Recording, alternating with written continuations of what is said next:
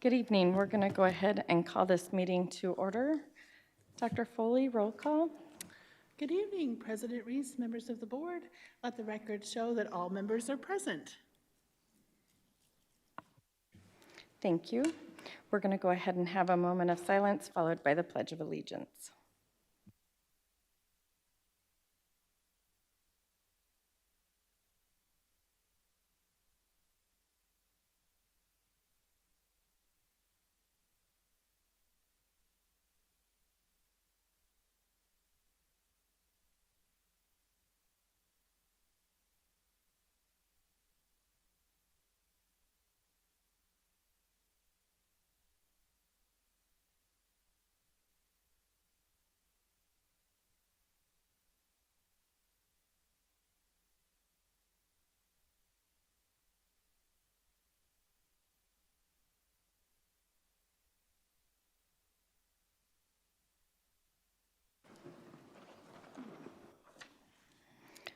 All right, we're going to go on to our agenda. I move that we approve the agenda as it's presented.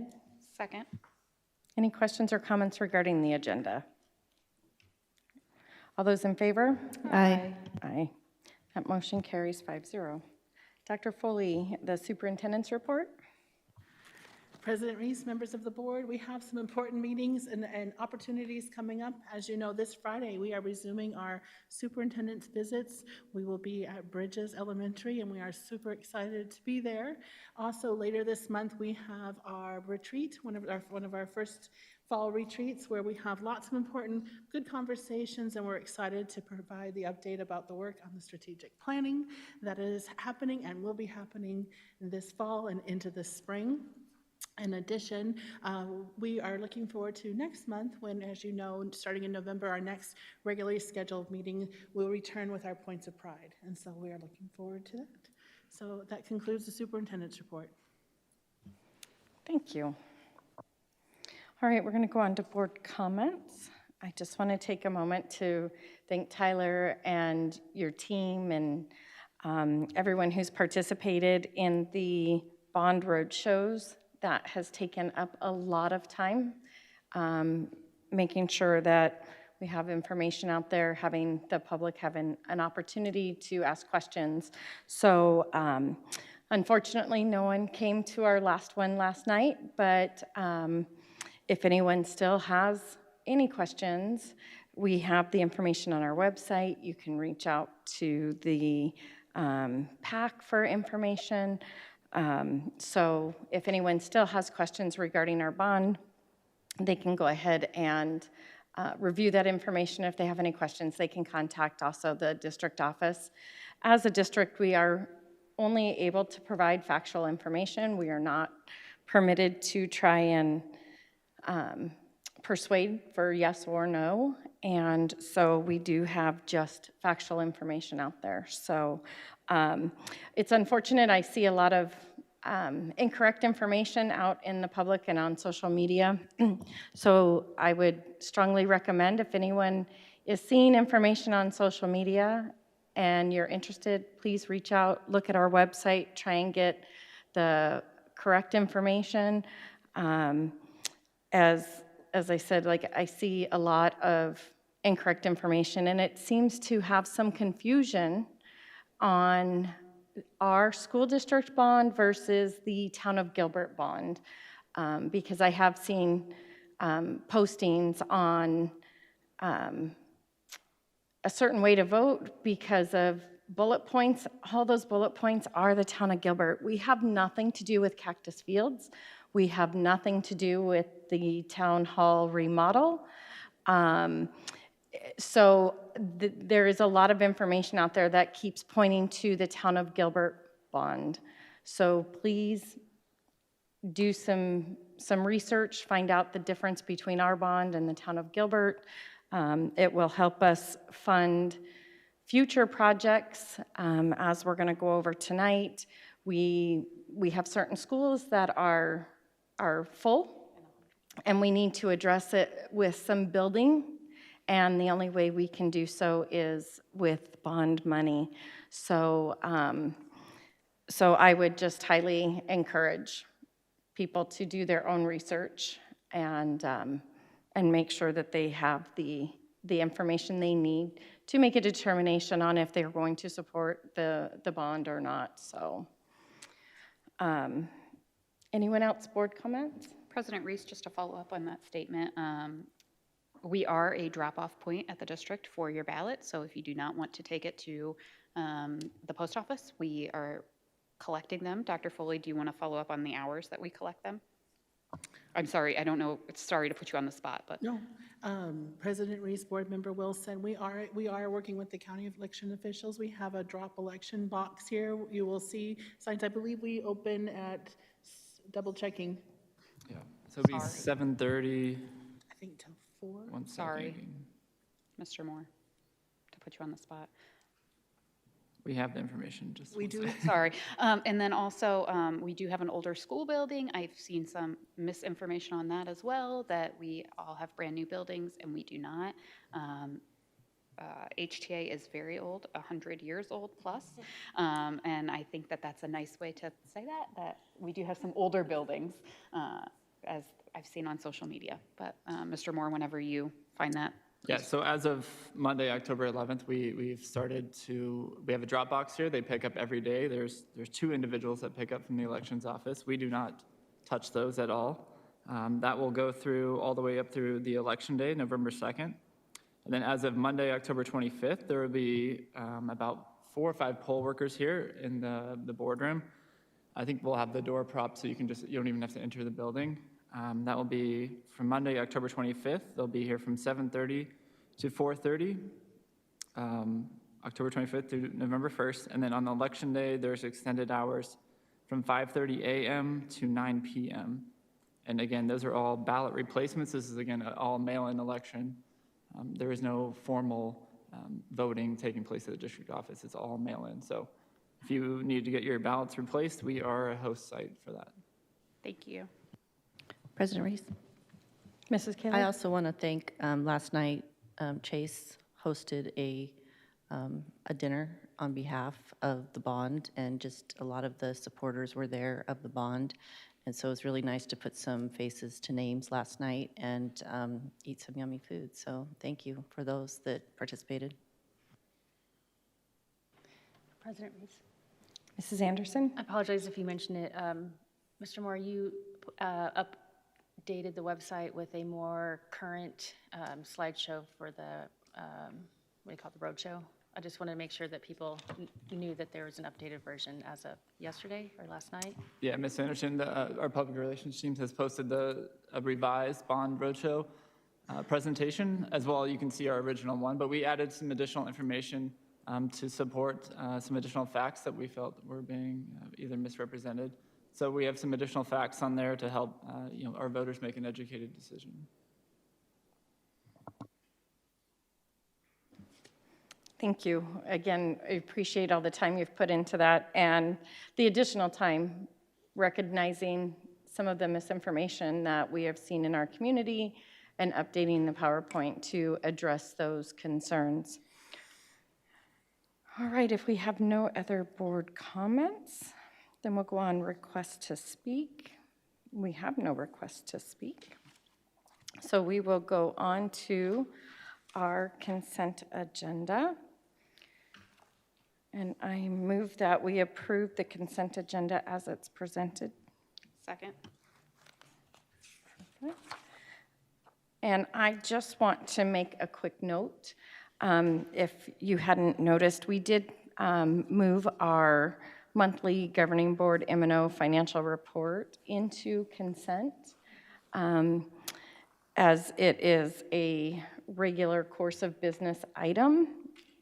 It's just been moved from informational items to consent. So I just wanted to point that out, that we did make that change.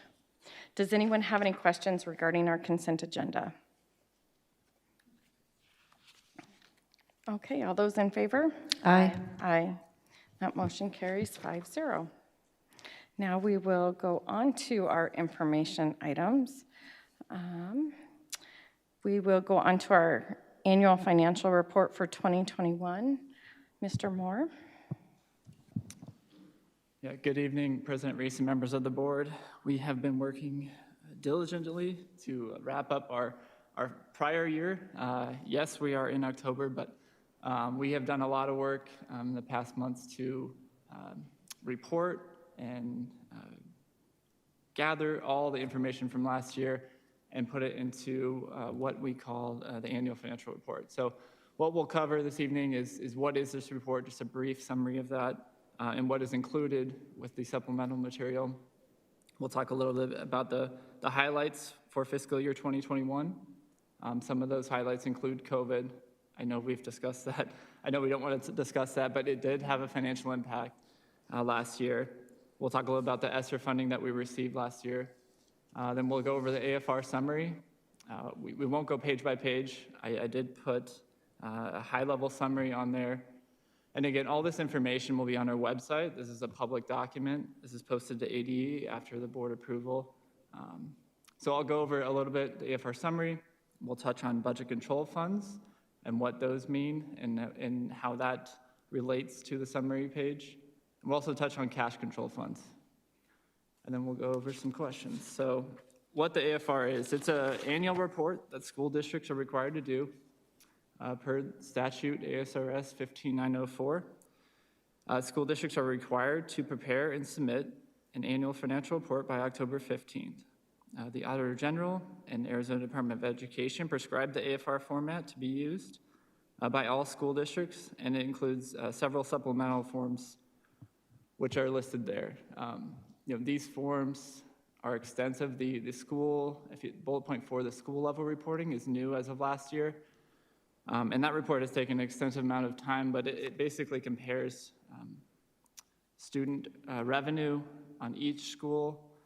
It's very comprehensive. And again, these are all posted to our website, but my point is these takes a lot of time, and a lot of my team has been very helpful in preparing these. I get the preview of presenting this information, but I want to take this opportunity to thank my team for working through this, for working with our sites to make sure all our expenditures are accounted for and documented. So next slide, please. So this is a high-level highlight of how we expended by percentage for fiscal year 21. So you'll see a majority of our expenditures are in classroom. Those are our teachers. Those are our Function 1000s, essentially. So to support as a majority of our teachers. As we know, we are a school district. Majority of our expenditures are teachers teaching our students. That is what we are funded for, and that is what we expense. Some of the other high-level areas include school plant, so that is our facilities department. Those include custodians, all our maintenance crew, any expenditures used to maintain our schools. That's included in that percentage. You'll see administration. Those are your site admins, your principals, assistant principals, your district level administration. What else we get? Instructional support. Those are we have our TOSAs at the district level. Those also include all your other additional supports, your tutors, your instructional aides. Those are all reported in there. And then we have food service, student transportation, and last on there, I think I covered them all. But all these numbers are within about 1% of what we expended in 2020. So it's very consistent in terms of how we've been reporting from 2020 to 2021. There hasn't been a large area where we've increased expenditures. These are all within 1% of last year, or 2 fiscal years, excuse me. So some of the budget highlights, again, I know we want to put this in a rearview mirror. However, we need to, it was an impact in 21 fiscally. While it was a fiscal impact, we know each one of these decisions made by the board or administration were made out of the safety of our students and our staff. It wasn't at the time a fiscal decision, but what I'm presenting today is the fiscal impact of those decisions. So what we're looking at is we had school closures and online instruction. We had costs associated with Florida Virtual, maintaining an online, or actually introducing an online platform for learning. We had a continuation of payroll several employee groups. We continue to pay them through this COVID timeline. That includes both online instruction and in-person. We had additional student devices that we purchased to help support that online instruction. There's also several safety and mitigation strategies that we did. We added additional custodial to help our current staff keep the efforts of cleaning up. We did contracted custodial with ABM for a couple of our sites.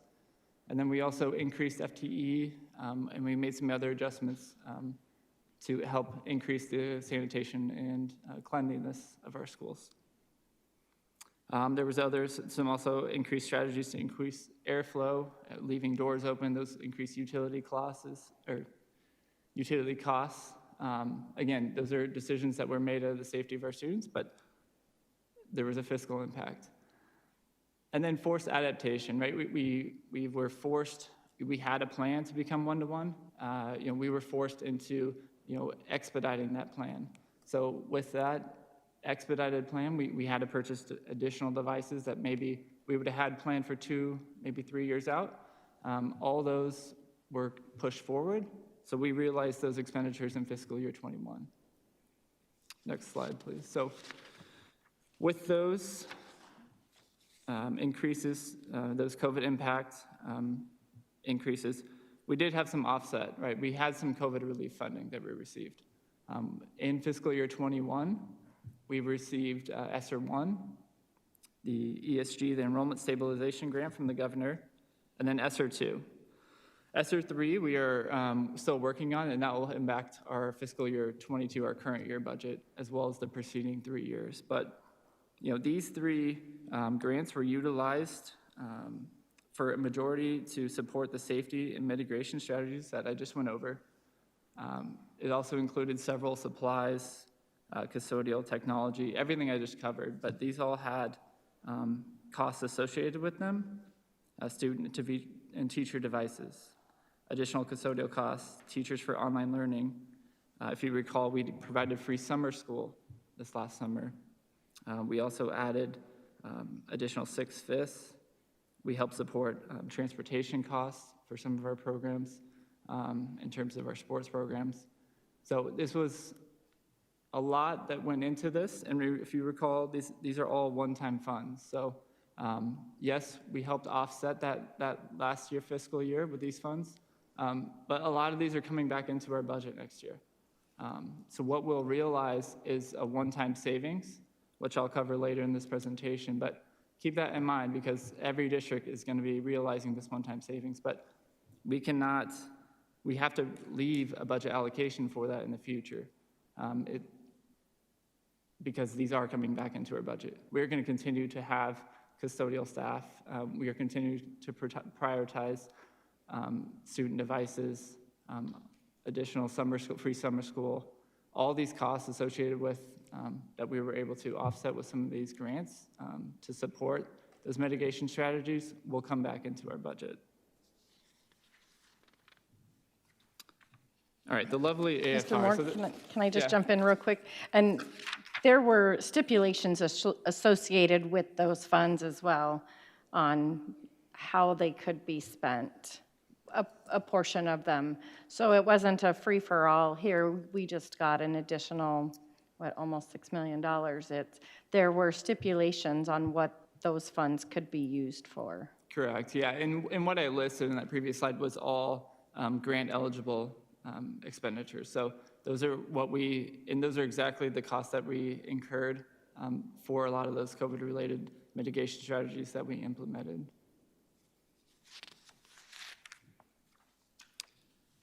So the AFR, so this is just the summary page. This is page 1 of 2. What I've tried to do is make this as readable as possible. So if you look at the top of each column, there's a number associated with each column. So number 1 is the fund and or program. These are funds that we are required to use per the USFR, the Uniform System of Financial Records. And we have to account for each one of these funds separately. So that is column 1. Column 2 is our beginning fund balance. This is our cash balance at the beginning of the year. So what we started July 1, 2020 on, that was our cash balance. Column 3 is our revenues. So this is the revenues that we've taken in fiscal year 21. Column 4 is net financing, including use of transfers. This column is mostly used for transfers from grants in terms of indirect costs. So we typically transfer with all our grants. There's indirect costs associated with that. So what we do, this is where those funds are typically accounted for. Column 5 is budgeted expenditures. This is what was presented on the fiscal year 2021 budget.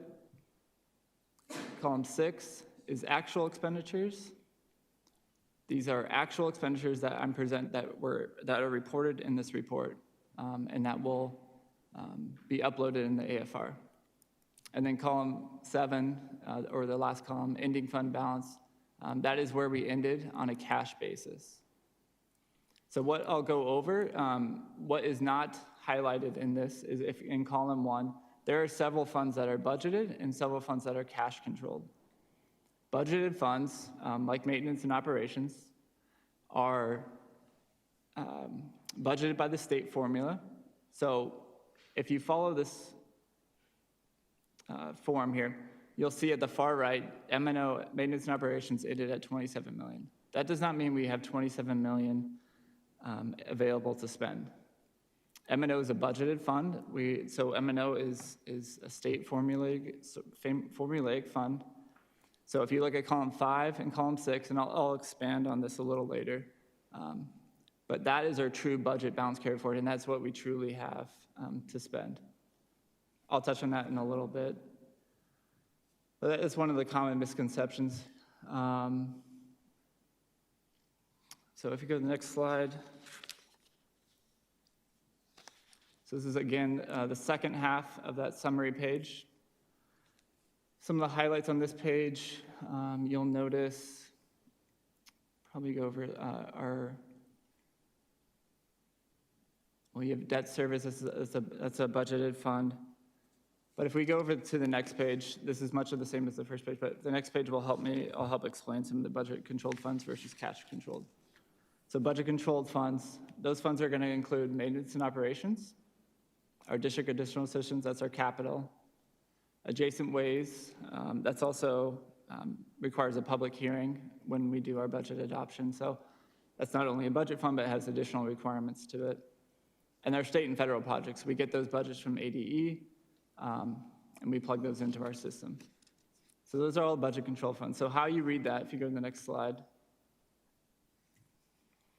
So maintenance and operations, for example, as shown on the summary page, right, the ending fund balance was $27 million, but maintenance and operations is a budget controlled fund. So our budget from the state is $95 million. You can find that in column 5, as noted in the bottom there. So how you determine our budget balance is you take column 5 minus column 6, which is our actual expenditures, and you'll see we end with a $16.4 million budget balance. That's roughly, I estimated we end around $13 million in our earlier budget projections in March. The difference there is mostly due to vacancy savings. So there was positions that were unfilled, and correct me if I'm wrong, Mom, but mostly in the classified position range. And so again, those vacancy savings are one-time funds. We're going to continue to budget for those funds next year, and if those are filled, we're going to expense dollars to fill those positions. So typically touch a little bit on the 17% of the budget balance. This is very high, again, but as we talked about, we've taken in a lot of one-time funding. We've had almost $6 million in COVID relief funding as one-time funding, and we have a little over $2.5 million of vacancy savings. That is not anticipated to continue in our budget. So our ending budget balance will typically be around 4 to 8%. That is a healthy budget balance. But as you'll see, we are not the only district that will be high this year. A lot of districts have this high one-time influx of COVID relief dollars. And again, most districts too are also struggling with filling positions. So we are going to continue to work on bringing this budget balance down through We have some additional plans that we're going to bring to you in November in terms of addressing some of the vacancies that we've realized. And then those one-time funding with COVID relief will be relieved from our budget next fiscal year as those COVID relief dollars expire and we continue to budget for those expenditures on an annual basis. So just to cover a couple of the other budget-controlled funds, we covered M&O, district additional assistance. As we noted earlier in April and March, the district has been transferring an excessive amount of M&O to capital. We have identified a long-term plan to spend some of that down over the next 3 years. We have already started to expend some of that down. So we started the year with a $24 million budget balance in capital. We've ended the year at $14 million. Now annually, we get $6 million influxed into that. So you'll see we've already spent that down $4 million. So next fiscal year, we'll again continue to spend that down through a capital plan with our maintenance department and our IT department, or in our other high area capital departments. So adjacent ways, the district has not levied for several years as we've waited some ruling on whether we can utilize those funds. I think in the next couple of board meetings, we'll get some more understanding on how we can utilize those for future use and not just sit on those funds. So next slide. So cash control funds, these are a majority of our other funds listed on that summary page. These funds listed here are some of the high-level funds that I feel important for our governing board and our district administration. So school plant, that's our property disposal. So any property that the district or Higley disposes, those funds go into that school plant fund. Food service is self-explanatory. Any food service expenditures food service expenditures or revenue that we take in, that is a cash-controlled fund, so that is not budgeted. Civic center and rental, again, that's a cash-controlled fund. Anything that we rent out, that's truly cash in and then expend the same way. Community schools, another cash-controlled fund. Medicaid, that's a federal reimbursement for billable costs with Medicaid eligible costs. And then indirect costs, those are costs associated with our grants. So we can charge indirect costs associated with running those grant programs. A lot of our title, IDA, and a few of our other grants have indirect costs associated with them. So an example of a cash-controlled fund and how to read it, if we reference back to that summary page. So a cash-controlled fund will take in consideration all the columns. So you'll have column 2, which is your beginning fund balance. For Civic Center or rental fund last year, we started with $361,000. You'll take column 3, which is your revenues. You'll add in those revenues. You'll notice revenues were down last year. This is due in part to COVID and facilities not being rented. You'll take our actual expenditures, which was $496,000. This fund does not typically transfer anything out, so that is a 0. And that gives you your ending fund balances, which is your true cash balance at $219,000. Okay, next slide. So I've summarized those high-level funds that we've talked about earlier. These are pretty much in line with what I would see or what is typical of a cash-controlled fund. The only one really of concern is community schools. Typically, our community schools is expending roughly $4.4 million annually. So you would like to see a little bit more of an ending fund balance to help support if there was a revenue shortage, like we experienced earlier this year. When you lose that revenue, can you continue to support your staff? Can you continue to support the expenditures associated with that program? So there would be, we are working with Ms. Richards and the Community Ed Department to help bring that fund balance up a little. But otherwise, most of these funds are well, and we're looking to address some of these higher level funds in terms of starting to move some expenditures into those, which is some of the benefit of utilizing cash controlled funds. So we can move now M&O budgeted stuff into some of these cash controlled funds to help offset the M&O budget. Our indirect and Medicaid costs, we have worked with Ms. Miller and other departments to help move some costs that she would typically incur in her budget to some of these cash controlled funds to help alleviate the M&O budgets in our budgeted funds. And with that, is there any questions? Again, I'd like to note, like, all these forms can be found on our website, and I'd be open to, if anybody had any questions or wanted to meet or better understand any one of these forms, I would be happy to meet with them.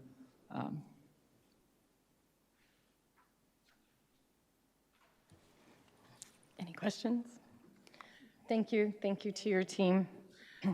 And with that, we'll go into the next one, is our bond and override presentation, which, just a quick note, is by law we're required to share what we spend out of our override and our bond money. In a public forum, we have to do this report and show where those funds are being spent. So if people have questions on how we spend our bond money, we do have this presentation that we're required to do every year. So just that quick plug there on the accountability piece of that. Yeah, so President Reese, members of the board, this is an annual presentation. If you have a voter-approved bond or override, we're, by statute, we are required to present between September and October what we spent in the prior year and what we are budgeting in the next fiscal year. So as you see in the agenda, why do we do this report? We kind of talked about that, but I'll go over the statutes. We'll go over, we have both a M&O override that was extended in 2019 as a continuation. We'll talk about the expenditures in the budget.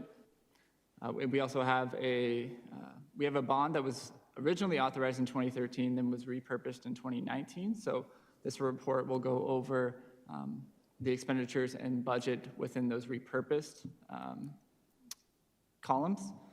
And then, if you have any questions, I'll be happy to answer any questions. So,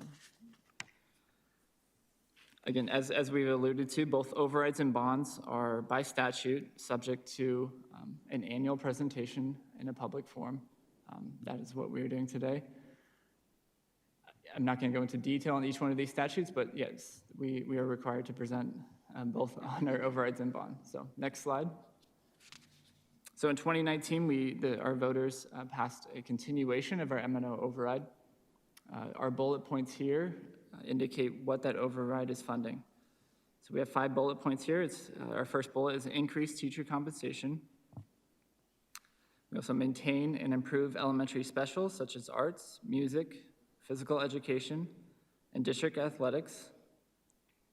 Provide staffing to maintain average class sizes. Support gifted special education and all-day kindergarten. And provide education resources to classrooms.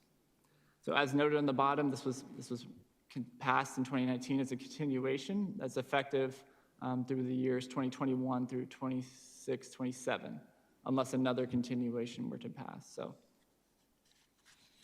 next slide.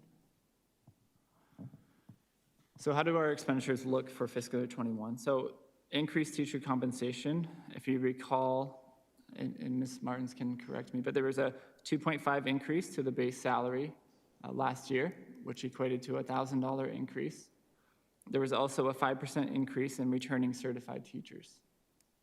That's where that $6 million was expended from. It helped support those expenditures. We also continued to fund specials as done in previous years. As we mentioned, those include arts, music, band, PE. $2.4 million was used to help support and maintain current class sizes As we recall, HUSD has a board policy on class sizes, which is very competitive if compared to our neighboring districts. So again, this override helps support and maintain those class sizes. Again, help maintain and support gifted, SpED, and all-day kindergarten. And then lastly, it helps support current resources at elementary, middle, and high schools. It also allows for the district budget to add additional resources that may not have been covered in the annual budget. So this override gives us additional funds to add potential new resources to our classrooms and help support our teachers. And this is pretty straightforward, but we are budgeting the same columns in fiscal year 22. Not much change there. So next slide. So the voter repurposed bond in 2019, the bond was repurposed to these 4 columns in 2019. You'll see $11 million was allocated towards construction, remodel, renovate, and improve school facilities. 3.2 was allocated to technology upgrades and improvements. 1.5 to pupil transportation, and 1.4 was allocated towards administrative construction, remodel, renovate, and improve school facilities. That totaled $17.15 million, but remember that was 2019. So what you'll see in the next slide is what we expended for 2021. And so those 4 categories that we just discussed, you'll see how we expended them in 21. So $3.6 million was expended in construction, remodel, and renovate. About 3.3 was for our Williamsfield Fieldhouse. So a little bit will carry over into the fiscal year 22 budget as we wrap up that construction project. I believe we will be back to the board in the coming months to address some of the final costs for that project. Technology upgrades, the majority of these costs were related to the completion of the median centers. Those costs rolled over to the early 2021, or it'd be 2020 calendar year, but 2021 fiscal year. What we have budgeted is for one of our upcoming projects, which is going to be a school addition, which I'll allude to a little later.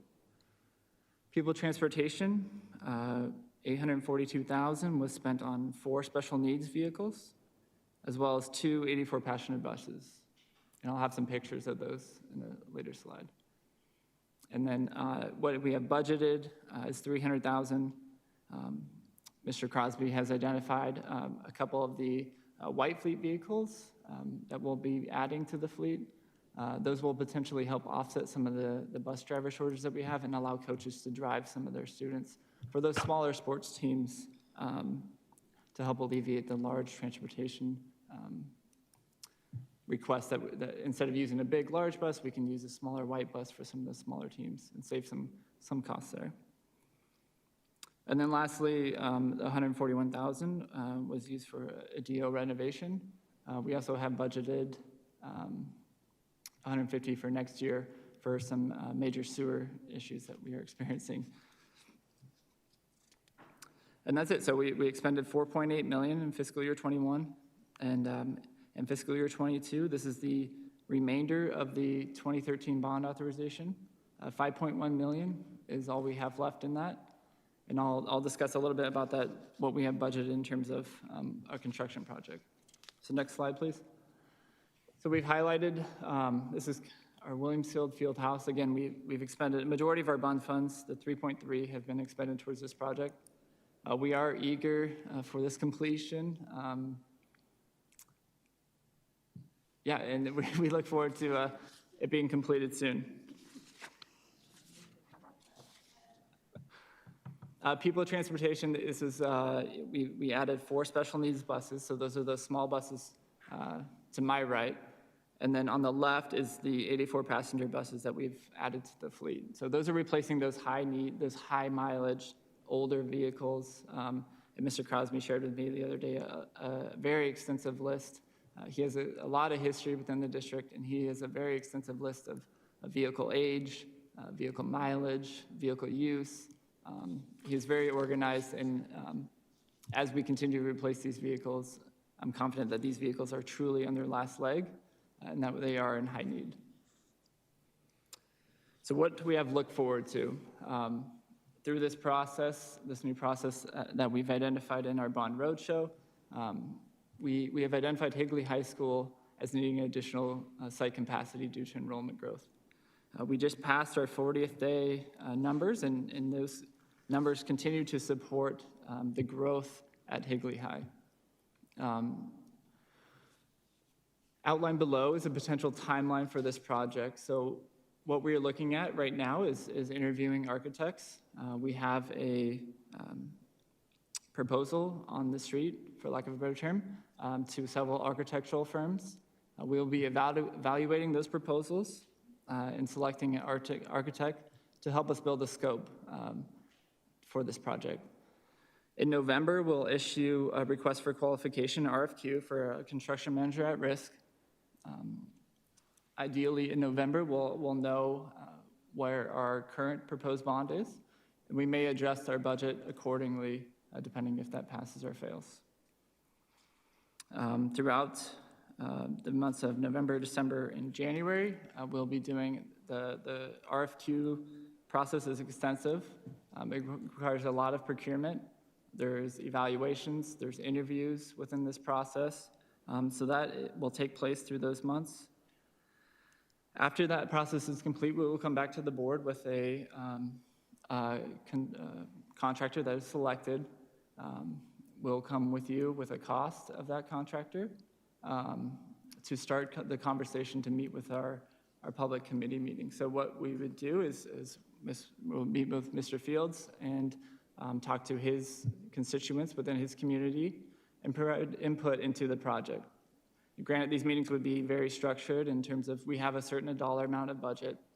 We can't build a cathedral. We have a budget, but it provides the community a chance to provide input into the project and stuff that maybe we may have oversight on or we may have not included. After that process is complete, we can come back to the board with a final guaranteed maximum price. We would ask the board for approval at that time so that construction project can commence. We would hope for that to start in May, June, ideally after school releases. But with construction timelines, that is very a tentative timeline. So, Mr. Moore? yes. That is very exciting news for the Higley High family and communities, and I know they're anxious probably to hear more details, and I know that they'll come as you have them. But any kind of construction, is this adding to the school? Is this, we're going to be using land that is empty on the school and building? Do you have any kind of, maybe a little bone per se to throw the community of what might be happening over there? Sure. I think preliminary, we've discussed adding an additional building. There's a vacant plot of land that could potentially be used. I think it's adjacent to the field house. Yeah. But again, maybe with conversations through our architect, once we have that selected, there may be other options that we may not be privy to. So again, we'll do our due diligence through this process. We'll keep the board apprised as well as the community and Mr. Fields. But right now we're very early in this project. We've just selected through our decision process our next project. So we are taking our time, ensuring procurement is done correctly. And yeah. President Reese, members of the board, as you can see, the timeline to do these kind of things, decisions are made, and it's multiple years that these processes kind of play out. And I would be remiss if we didn't take a second to thank the leadership of Mr. Moore. And him joining our team last year was essential, stepping in as a director of finance and now being our CFO, and the work that he and his team have done with the entire district administration, our processes, our procedures, the way we're rolling things out. Even today, we were sitting in meetings, mapping out every meeting from now to the end of the year of what we need to bring to you and the work that needs to be done ahead of time for major projects such as these. So good work is happening under tremendous leadership, and we'd be remiss if we did not highlight the skills that our talent and that our team has, and we're thrilled for that. Dr. Foley, thank you, and thank you for bringing up that point. It does take, there's a process, it does take time not to go back to our bond stuff, but that is a question that's been asked is, why do we have to go out for such a large bond right now? Can't we do a smaller one and then go out and ask for another and another one?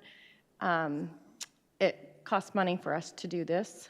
And two, we're trying to be proactive. It takes time for these projects to happen. And when we know that we have secured funding, it helps us move along instead of having to stop and wait, depending on where we are in the year, when the election could be, if we wanted to go out and ask our voters for, additional bonding capacity. So these larger projects take time. Not to bring it up, but I think we're a year and a half on Williams Field right now. And some should not have taken that long, but we are where we are, and sometimes you run into some issues and problems that do take longer, and we're trying to address a situation and an immediate need. Like you said, the growth at Higley High School, and Mrs. Kaler and Mrs. Wilson, I know you guys can attest to this personally, that it needs to be addressed and we need to do something quickly. But we're doing it as quickly as we can because it is a process. It takes time. The procurement process is going to take time. Construction is going to take time. And if what's going on now says anything about what's happening, we'll be lucky to start at the end of May with the delay in construction and materials, and hoping that we have the cost, because we've seen those materials go up so greatly over the last year and a half. So it takes time. So that's another reason we're trying to be proactive with having the funding with our bond. So that will help play a part into this. So, and that campus needs to be addressed more than just the growth. There's repairs that need to happen as well, and maintenance, and so thank you. Mrs. Reese, to add to your point, there are a few other schools we've also heard about in our superintendent's report. The Bridges is one that comes to mind when I think that we're, I believe, out of classrooms over there as well. And Cortina and Gateway, I believe we're getting close as well in our superintendent's report. Correct me if I'm wrong, Dr. Foley. So those schools are at or near capacity, and there's no more space for children in those places. And we're building in those places. The community is building in those places, so those classrooms will get fuller and fuller, and will not be able to stay within the numbers the board has put forward in our policies. President Reese, Vice President Wilson, you are correct. One of the things that you saw that we worked really hard on, and this was part of the work that we did last year, was begin to truly understand our capacity, and we also did facility index. As you recall, last year we had several reports done by experts to help us get a real true understanding of what are our needs as a district, not only now, but as we continue to grow over the next several years. One of the things we've highlighted multiple times in our roadshow and here in our multiple meetings when we have these conversations is that we've identified a hierarchy. Obviously, safety and security is a big thing that comes to mind when it comes to the cost of capital items, but also then our space, it's the nice to have, must have, and the essential to have.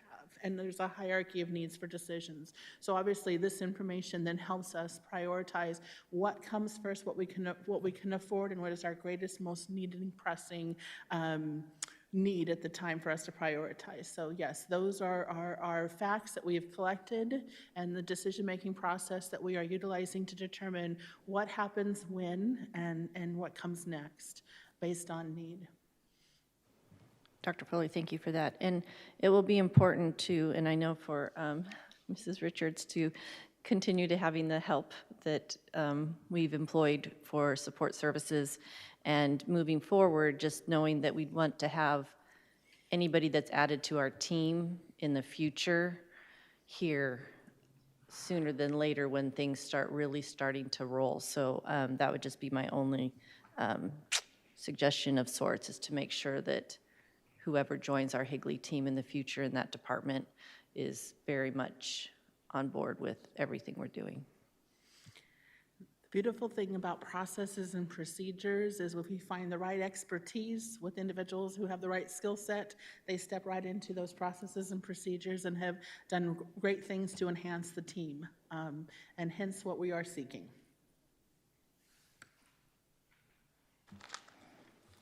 Perfect. Does anyone else have any questions for Mr. Moore? Thank you for being specific in that information. And as you referenced, we did go back out to our voters in 2019 because we had extra bond capacity that we had not used. That was approved previously. We needed to ask our voters to repurpose that because we had spent what we had said we were going to spend on, and we had other needs. So again, that money is restrictive based on, we can't just spend it on anything. So when we had a need in a different area than what we had initially allotted or asked for, we went back to our voters to ask them. We're not asking for new at the time, we were asking to repurpose what we had. So thank you. Any other questions? All right, thank you, Mr. Moore. All right, we will go on to 7.3, which is our special education program overview. Mrs. Miller. President Reese, members of the board, thank you for the opportunity today to share a little bit about our special education programs in Higley. We're pretty proud of these programs and the work that we do in them, and so any opportunity we have to share a little bit about them, we are excited about and welcome that opportunity. This slide shows you our October 1st counts over the years, kind of a history. October 1st count is one of the few times in special education that we actually take a hard count number because our numbers are pretty fluid across the year. As you can see, we've been really successful in growth until we hit COVID, and we know, we've followed the trend that we've seen pretty much in all areas. I will say that our, oh, that's the old slide, so I'll give you the new count is 1886 for this year, which is a loss of 13. While we have experienced a loss during this time, it's minimal in comparison to our surrounding districts. And we are anticipating that we'll recoup those funds, or those students and the funds that they bring over the next year. So, but we've continued to grow and we're excited about that. I think that's a testament to the work that our teachers and staff and admin put into the programs. So it's been great. The number that you saw on that previous slide, our current number, it is kind of tentative. The way the state does their reporting, we do anticipate that number to fluctuate a little bit, so that's the only number that is not solid. Our SpED eligibilities, next slide please. We in the state of Arizona service students under 16 different eligibility categories. This is unique to Arizona. It is not, these categories you will not find consistently in every state. So because of that, a lot of times when we have students moving in from other states, our staff and our school psychologists spent a pretty good amount of time explaining to parents how SpED works in Arizona. And so we do see some frustration in that area.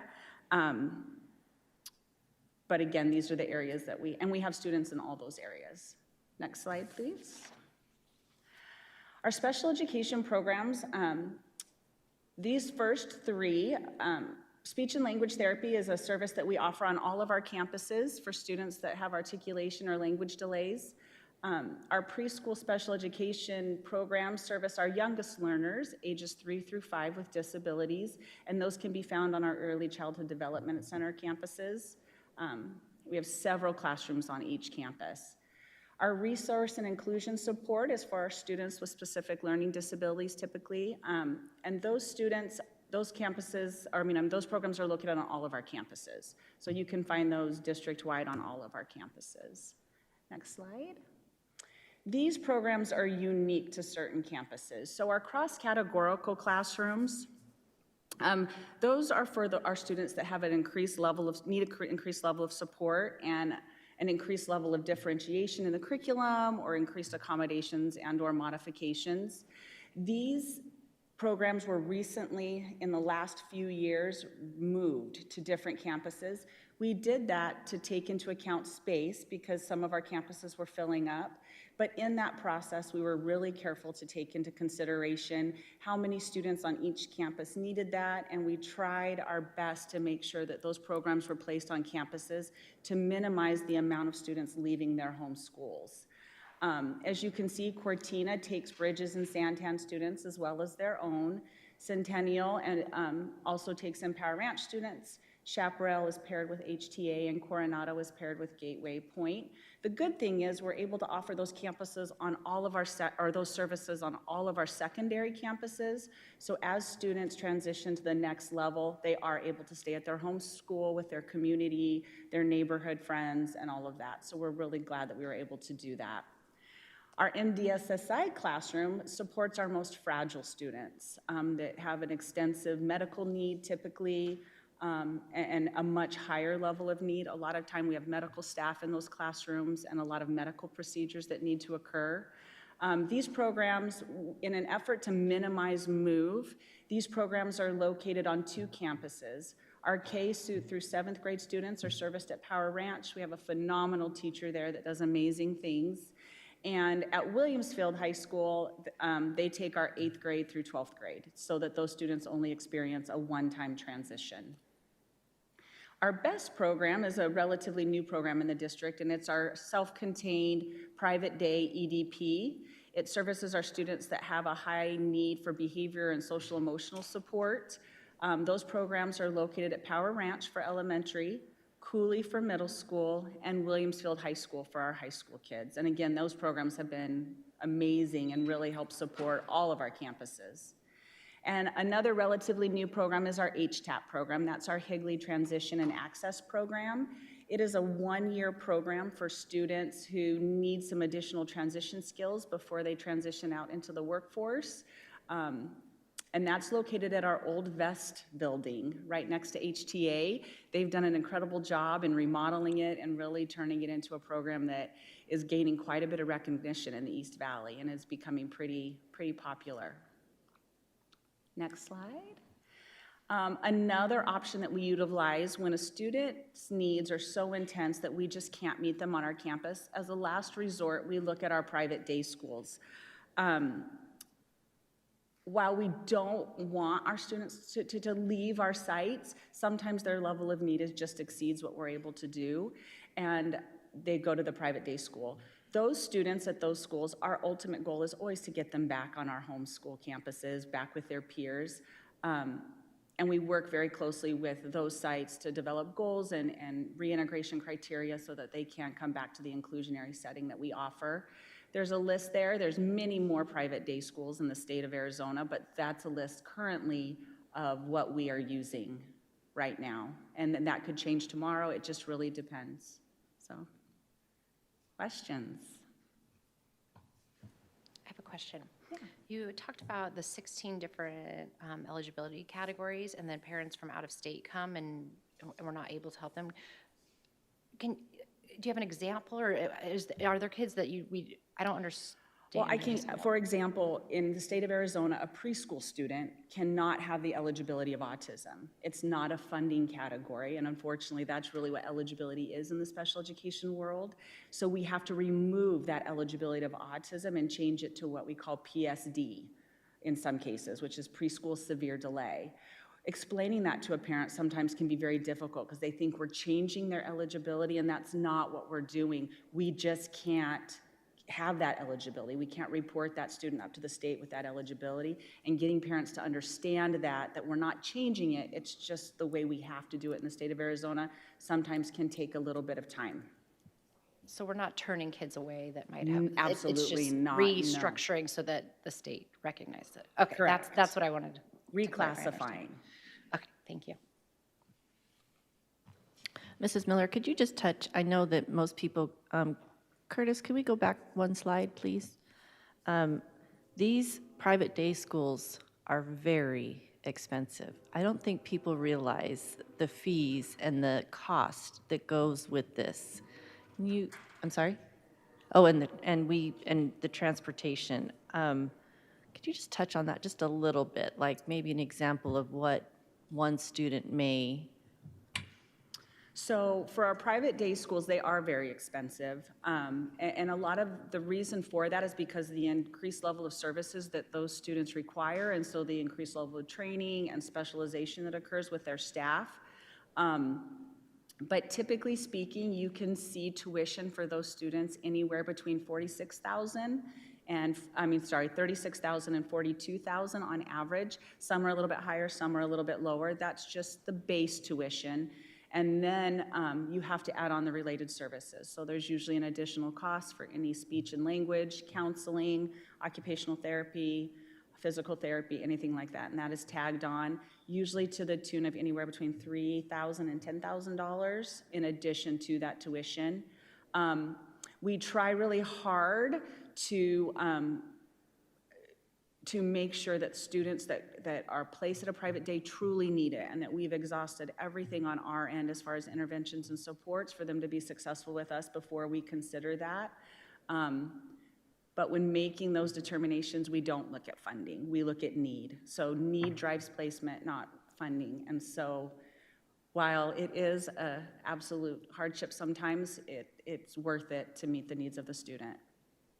Thank you so much. And we have been able to grow our special education program in so many different ways on so many different campuses, trying to retain, like you say, those kiddos that we can possibly reach. So I appreciate that so much. And over the years, I've seen just in Higley in general, the appreciation that our special education team has gotten from our community versus years past. So hats off to you, and thank you for all that you've done in the special education department. Appreciate you.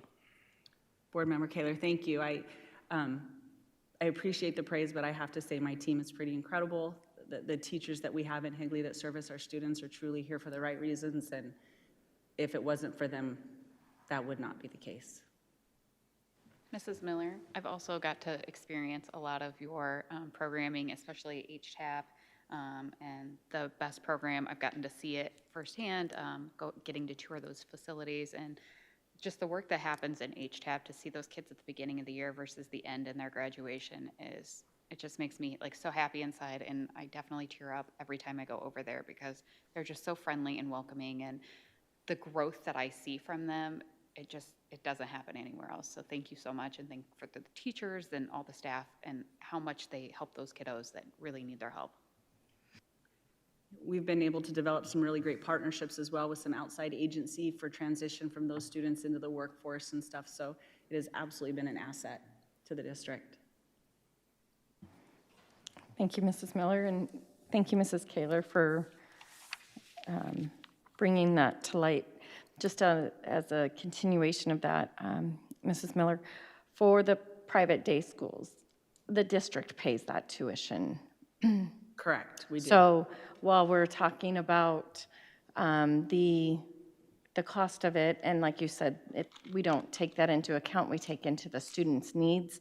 They are very expensive, and that is a cost that the district incurs and that we do pay for that tuition. So when people have questions, we're not compensated for what we may be paying.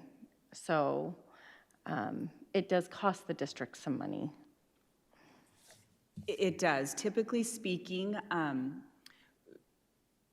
special education eligibilities are all funded differently, and that would be another hour-long board presentation. But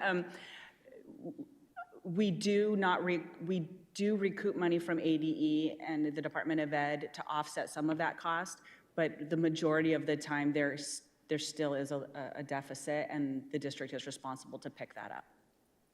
Yes, thank you. And again, everyone has said your team has done an amazing job.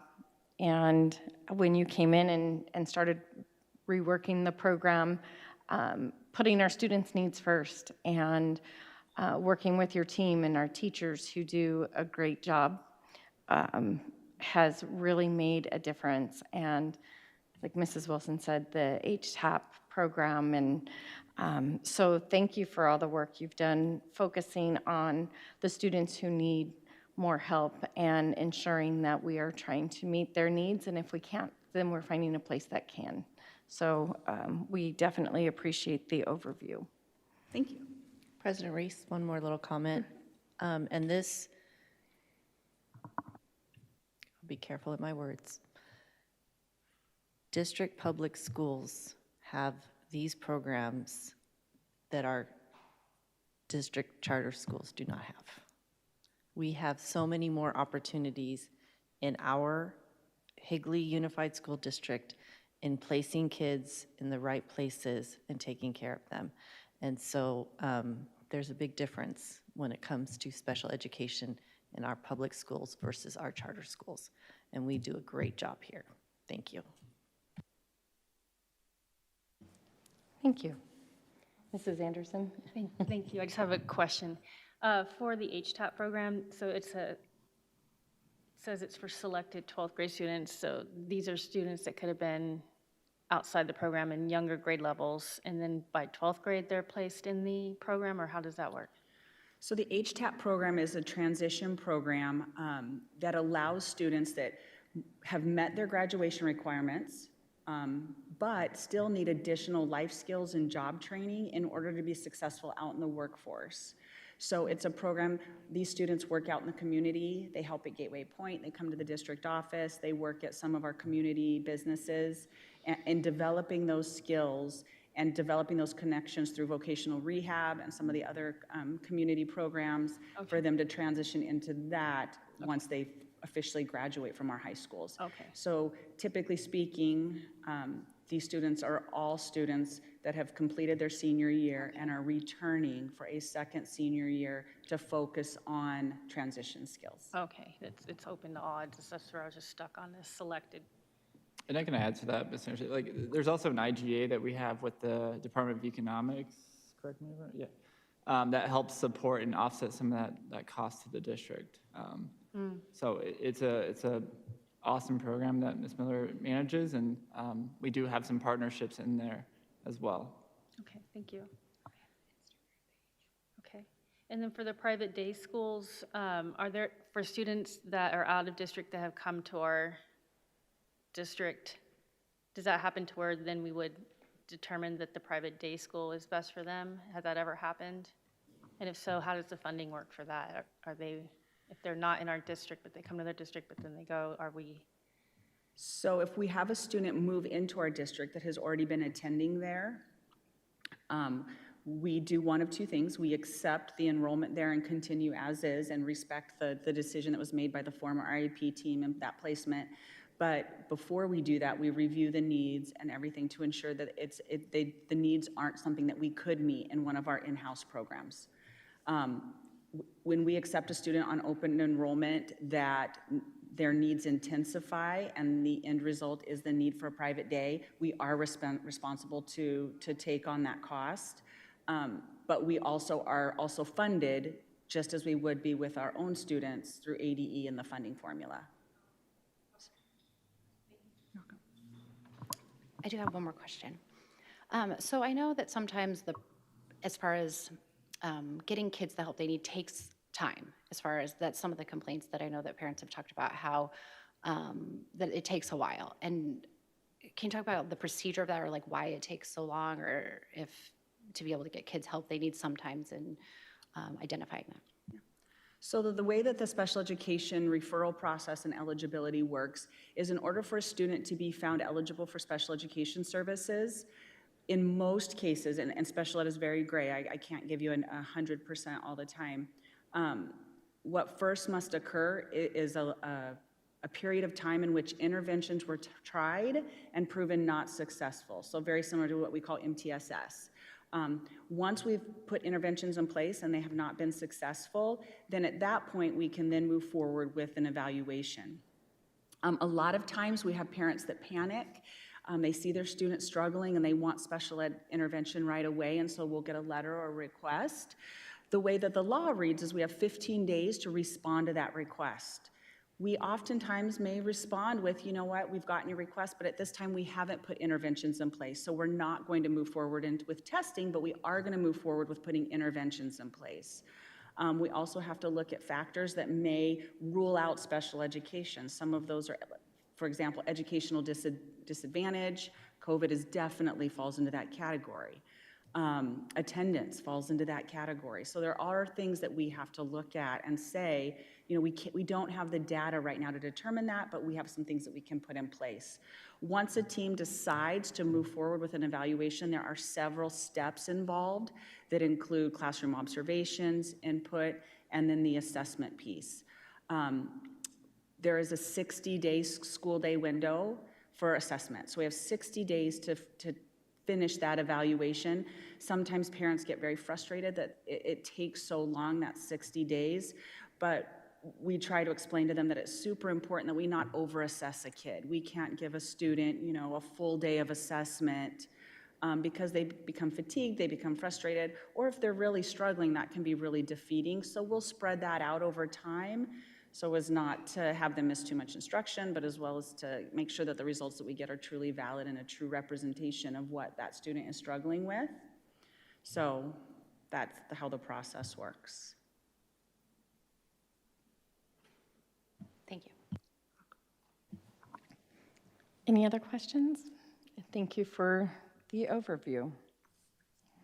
All right, we are going to go on to 7.4, which is our policy revisions. So, Mrs. Richards. President Reese, members of the board, tonight we are bringing you 4 policy revisions for consideration and support. These are 4 policies that the Arizona School Board Association has recommended. Your cabinet has reviewed these 4 policies and are asking for your consideration this evening. BEDH deals with public participation at board meetings. DH is purchasing ethics policy.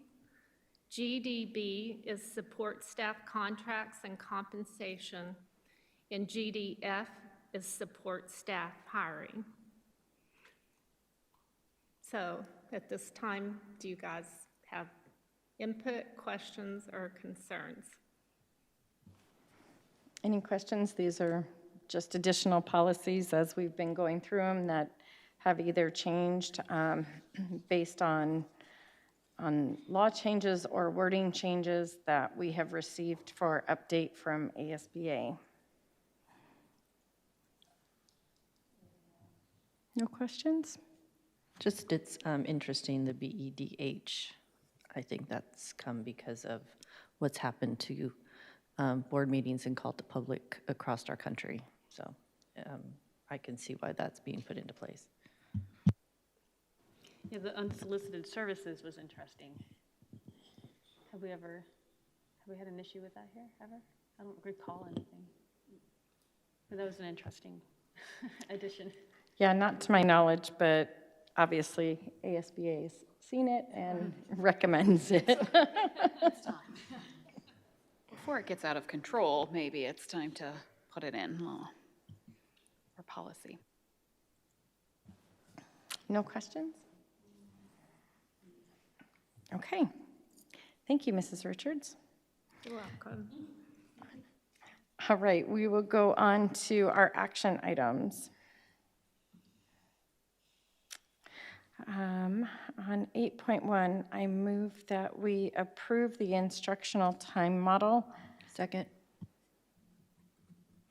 And just as a clarification, what we approved before was the policy.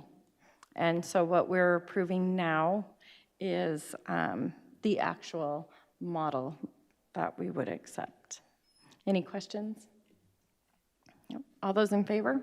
Aye. Aye. That motion carries 5-0. We'll go on to 8.2. I move that we approve the fiscal year 2020-2021 annual financial report. Second. Any questions since we just went over that? All those in favor? Aye. Aye. Aye. That motion carries 5-0. All right, we'll go on to 8.3. I move that we approve the policy revisions as they've been presented to us. Second.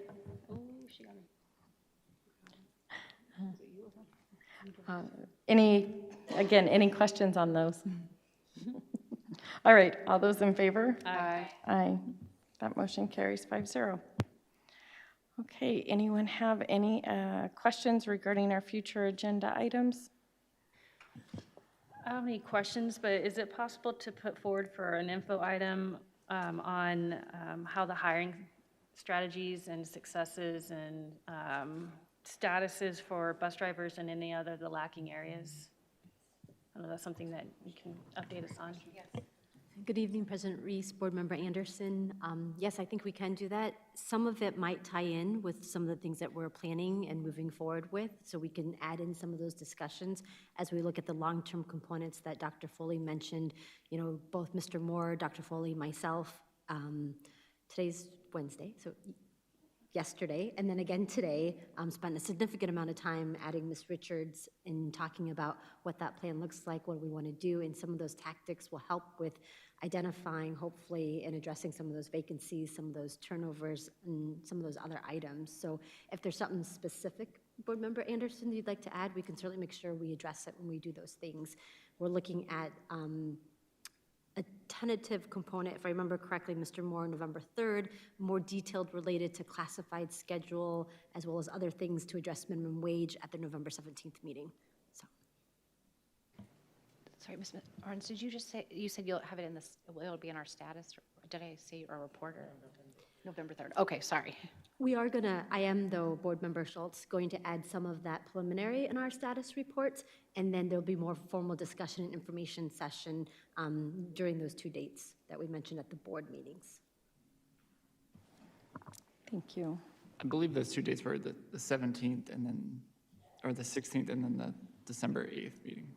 Okay, So the thank second you. meeting in November and then the first meeting in December.